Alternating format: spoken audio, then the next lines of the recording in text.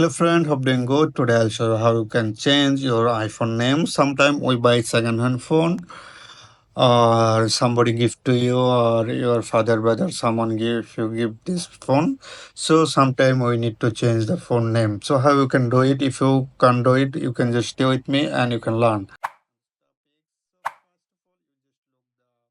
On this topic, so first of all, you just look the settings here. Then you can just look and tap the general option.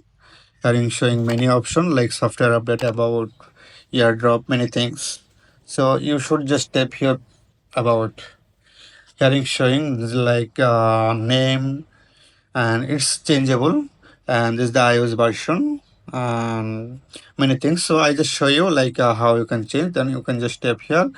Here is showing my phone name like a Sam iPhone 14 Pro.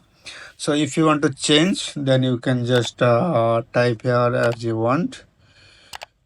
So that's it. Then you can tap here done. So let's done. So that's it. Thanks. Okay. Thanks for watching. Bye bye.